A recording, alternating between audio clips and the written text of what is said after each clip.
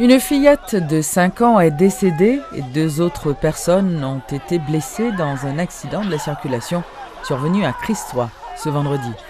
En effet, selon des témoins, l'accident s'est produit lorsqu'un véhicule dont les freins auraient lâché a percuté de plein fouet un enfant et 2 autres personnes qui se trouvaient sur le trottoir. Oui, il faut le faire. Depuis en haut, il faut appeler dans la machine sac là. Si tu as depuis là, faiblesse, il tape tout campé dans le milieu là.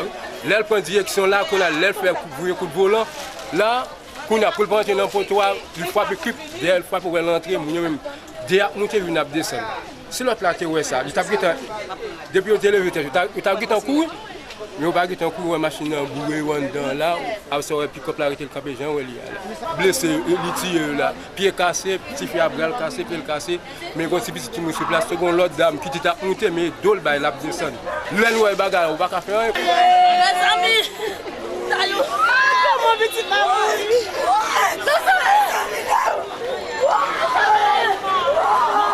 C'est quand mes amis.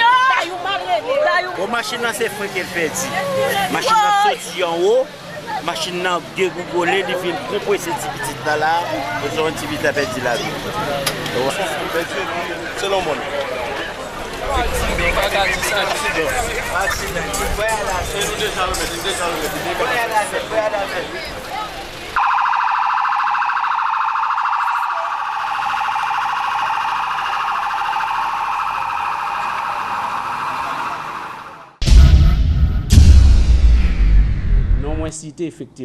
Après la démission du conseiller Ricardo Augustin, maintenant c'est au tour de Vigeonnet Desméreaux de quitter l'institution électorale. Le représentant du secteur protestant a remis sa démission dans une correspondance au président de la République en date du 15 janvier.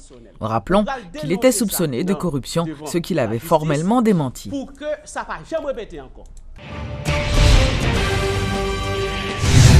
Jude Célestin n'entend pas participer au second tour des élections dans les conditions actuelles.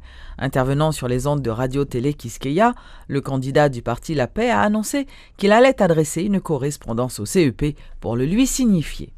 Jude Célestin peut se retirer de la course à n'importe quel moment en vertu de l'article 43.1 du décret électoral qui traite de l'éventualité du retrait d'un candidat dans l'intervalle entre les 2 tours.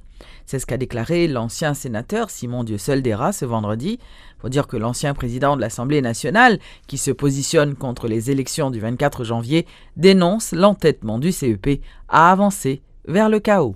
Article 33 dit 30 jours avant la date du scrutin, il faut que les listes électorales soient affichées dans les beds et dans les becs. Au moins 30 jours avant la date du scrutin, il faut que la liste des BV et la liste des centres de vote soient affichées dans les beds et dans les becs. Pas de liste centre de vote, pas de liste membre BV qui est affichée. Et bien, sous base ça, je sommets KEP pour me demander, comme le président a convoqué nous le 6 pour le 24, il fait 24 moins 6, il a 18 jours. Est-ce qu'il y a un mois qui a 18 jours là-dedans? Donc ça veut dire qu'ils sont en pleine violation de l'article 33 et article 138-1 décret électoral. Là. Mais font une sommation qui sont en mise en demeure à KEP, à l'État haïtien, à président de la République, là, à Sénat de la République, à Cour des comptes. Par contre, il y a une élection avec un grain de monde, et nous-mêmes nous faisons action, ça c'est un piège nous tendons. Piège là, premièrement, parce que ils ont violé la loi électorale, là, ils ont dit qu'ils vont l'élection, ils vont respecter les délais légaux. Piège là tout, quel que soit acte qui fait, après nous finissons de mise en demeure, ça, légalement nous allons reconnaître et nous allons remettre en question.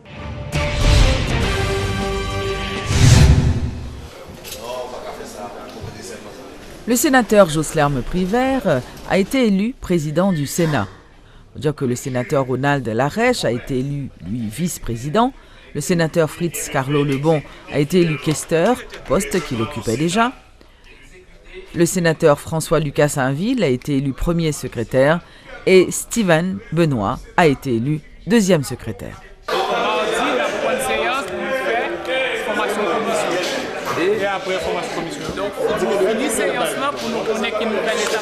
Est-ce que ces formations commission qui peuvent déterminer la réalisation de l'Assemblée nationale? Sont séances qui commencent et qui peuvent même finir.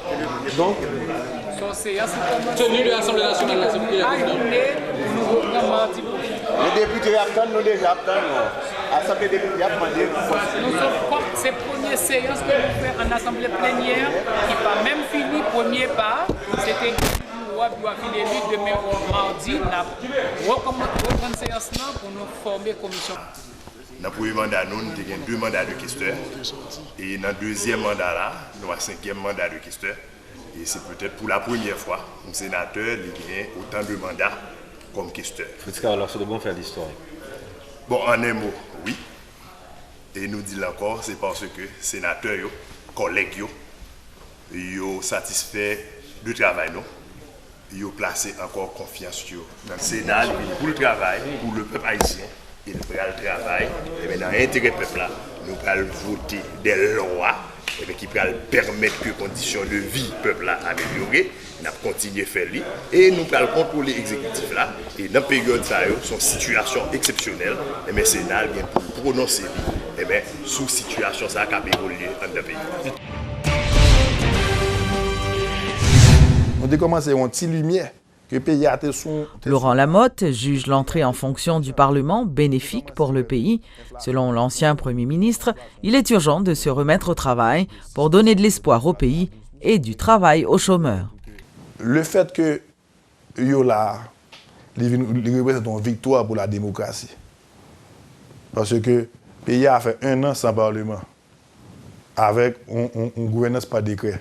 Ce qui n'est pas bon pour système démocratique là lui-même. Donc le fait que le Parlement tourne, c'est déjà une victoire pour la démocratie en Haïti. Ça c'est le premier barre. Deuxième barre là, et moi pense que parlementaires qui là yo peut gagner une approche qui peut capable d'aider le pays à sortir dans sa ligne. Et m'ta souhaité que yo mettez votre loi en priorité parce qu'il y a un pile loi pour voter. Parce que c'est pas normal je dis à Wendell que pour tout chômage qui est dans le pays, pour tous les jeunes qui sont dans l'université, qui cherchent un job, qui cherchent un emploi, qui cherchent la vie meilleure, qui cherchent un petit corps, pour eux, c'est un job pour eux, parce qu'ils ne peuvent pas voler.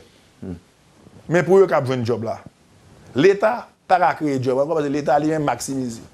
Et il y a 10 millions de monde, il y a plus de 70% de chômage. Qui j'aime pour retirer le chômage là? Il faut créer des sociétés. Est-ce que les gens qui ont un business, ils vont 6 mois pour un business, ça dit tout jeune capteur, ils vont attendre 6 mois. Si vous avez besoin de créer, si je dis à vous un business, vous allez attendre 6 mois pour le business ouvert. Si vous avez 50 jobs pour créer, 50 personnes capteur, 50 personnes qui ont un job, c'est 50 personnes qui ont un chômage pendant 6 mois. On met l'intérêt pays d'abord. On nous plier pour un petit moment. Intérêt individuel ou intérêt personnel. On pense à jeunes, on pense à marchands. On nous pense à universitaires, étudiants, gens qui souffrent paysans. On met tête nous ensemble pour que nous baillons une réponse haïtienne à problème qui est là. La table de mobilisation du G8 dit ne pas reconnaître le Parlement et ses nouveaux élus, affirmant une nouvelle fois qu'il n'y a pas eu d'élection le 9 août et le 25 octobre.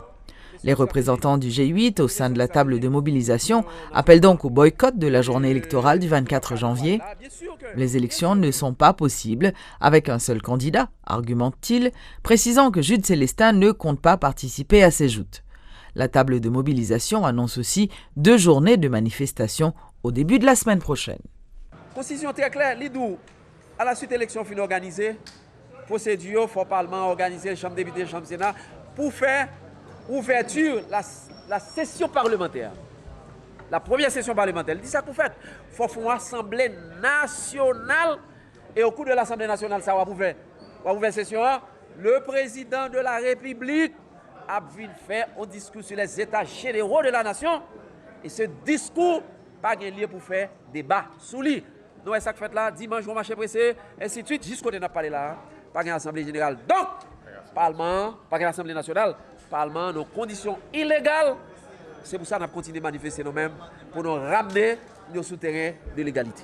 C'est pour nous gouverner, il n'y a pas de 9 août, pas de 25 octobre, pas de 24 janvier. C'est pour ça qu'on a gouverné nos pays à vie, nos pays, que tout le monde s'en fier vers les années 60, 50, Les ça pour te faire pour dire sont haïtiens, quel que soit côté passé. On y a honte pour dire sont haïtiens parce que gens bah yo a fait dans pays là.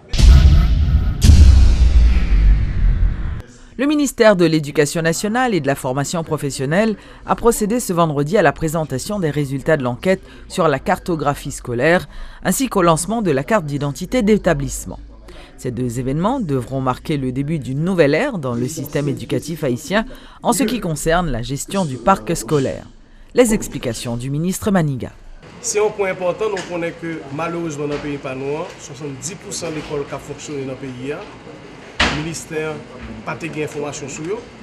Ils n'ont pas nécessairement respecté non seulement le décret 1974 qui dit qui gens pour faire l'école.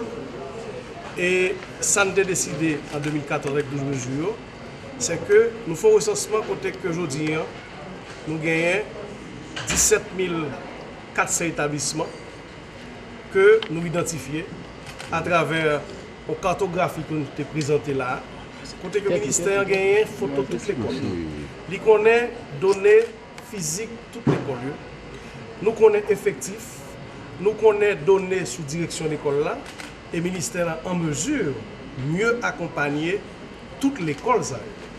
Donc, carte d'identité d'établissement, c'est lui-même et lui-même seulement que le ministère reconnaît pour toute transaction que l'école là a fait avec autorité, avec le ministère. C'est important parce que ça permet que, à partir de qu'on que aucun monde qui pas sous cartographie géolocalisée ça que nous présentons la terre, qui pas identifié et recensé, que nous avons un numéro à travers carte d'identité d'établissement ça, ou pas capable de décider pour ouvrir à l'école, que c'est préscolaire, que c'est fondamental, que c'est secondaire, que c'est professionnel. Et puis la Fondation Sogebank a présenté ses 30 boursiers d'excellence à la presse ce vendredi. Ces étudiants, issus de différentes universités de la capitale, ont reçu une allocation financière et une couverture d'assurance maladie locale d'une durée d'1 an. Suivez les explications du directeur exécutif de la section marketing du groupe Sogebank, M. Hervé Delorme. C'est un gros axe, Les bourses d'excellence, c'est quelque chose qui est extrêmement important parce que l'éducation dans notre pays est primordiale et fondamentale pour effectivement espérer un jour avoir des leaders, des entrepreneurs, des leaders économiques, des leaders associatifs, etc. de qualité. C'est par là que l'avenir passe. Donc aujourd'hui, on se réunit pour avoir des bourses d'excellence. Alors, j'en profite pour féliciter les boursiers parce qu'au fait, c'est nous qui nous mettons en valeur en étant là, mais finalement, on est en train de féliciter les meilleurs. Donc, mesdames, messieurs, encore une fois, félicitations. Et félicitations aussi au corps enseignant et au corps administratif de toutes ces universités qui nous permettent d'espérer pour l'avenir, parce qu'au fait, finalement, on l'a dit tout à l'heure, c'est un projet ambitieux parce qu'il est rempli d'espoir. On espère que pour l'avenir, effectivement, avec ce programme, eh bien, à notre échelle, nous puissions aider à constituer de nouveaux leaders, des leaders charismatiques, des leaders responsables, des leaders éclairés, pour espérer demain eh bien, avoir une Haïti plus prospère sur le plan économique et social. La Fondation Haïti Jazz annonce officiellement la 10e édition du Festival de Jazz International qui s'étendra du 22 au 30 janvier prochain. Ce jeudi, les responsables du Pape Jazz, Joël Widmayer et Milena Sandler, ont présenté le programme. Les villes de Jacmel, Port-au-Prince, Gonaïves et du Cap-Haïtien verront des artistes haïtiens et étrangers occuper les différentes scènes. La soirée d'ouverture aura lieu au Caribé Convention Center.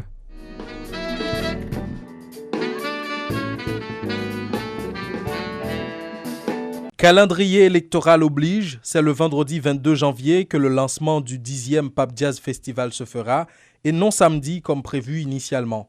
Une 10e plutôt spéciale selon Joël Widmayer qui annonce la participation d'un grand nombre d'artistes de renom venus de 15 pays au total. Cela dit, cette année encore, la priorité est donnée à la qualité du spectacle, selon le batteur-chanteur qui est aussi président de la Fondation Haïti Jazz. Pour l'ouverture du festival, on aura Asian All-Star Jazz. Alors, ce qu'on a voulu faire absolument cette année pour la 10e édition, nous avons invité tous les meilleurs musiciens jazz haïtiens. Enfin, nous sommes obligés de faire un choix. Il y a un pile qui vont, nous sommes obligés de faire un choix là d'ailleurs. Parmi les meilleurs, nous avons Goodwin Lewis qui est sans doute un meilleur saxophoniste, Jean Caz, trompettiste, Jonathan Michel à la basse, Mouchou Mayer piano, Obed Calvert batterie, Pauline Jean à la vocale. Et nous parlons tout et artistes locaux qui sont invités, Regina Policara qui parle de musique avec, John Bian qui joue musique avec et tout. Donc voilà, nous essayons de grouper tous les musiciens ensemble. Bien sûr, ils habitent jouer ensemble, mais jamais en Haïti, ensemble sur une seule scène. Donc moi, c'est son super événement à pied. Et c'est pas un pile bel jazz créole qui parle tomber des vraiment meilleurs musiciens que nous mettons ensemble pour 10e édition. Si la reine de la bossa jazz, la brésilienne Eliane Elias, est l'invitée d'honneur de cette 10e édition, ce ne sont pas les grandes figures qui manqueront pourtant au Pape Jazz de 2016, que ce soit du côté haïtien avec Emeline Michel et Hérol Josué, ou de l'Allemagne, du Canada, de l'Espagne, du Chili, ou encore de la République dominicaine qui fait son grand retour. Ce sont les meilleurs qui ont été choisis. Sainte-Lucie, la Guadeloupe, la Martinique, la Barbade, le Panama, autant que la France, le Mexique et la Suisse seront aussi représentés. C'est donc avec le trio du guitariste Manu Kodjia que nous accompagnons cette 10e édition du festival cette année. Très grand guitariste, récompensé notamment par le Django d'or de la guitare en 2007 et par une nomination aux Victoires du Jazz en 2010. À cette importante édition, le Mexique a l'honneur d'être représenté par le groupe Pie Grande, une bande de la province d'Aguascalientes. Nous serons représentés par une grande artiste panaméenne, Yomira Jones, qui chante et interprète des rythmes afro-caribéens et un boléro jazz. La Suisse a participé à 2 niveaux à la 10e édition.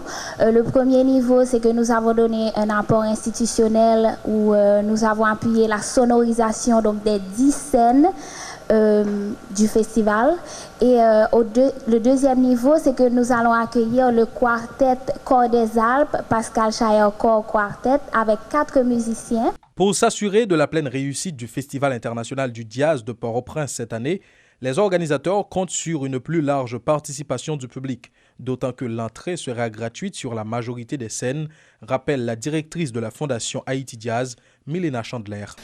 Et bon festival, et on vous attend le 22 ici au Caribé et ensuite à partir du 25 à l'université Quisqueya. Comme tous les ans, la Fondation Haïti Jazz a pu compter sur le soutien de différents partenaires, au nombre desquels les ministères de la Culture et du Tourisme. Une nouvelle opportunité pour Haïti d'accroître sa cote de visibilité, vu l'attention qui sera accordée à ce festival par différents médias internationaux, selon les organisateurs.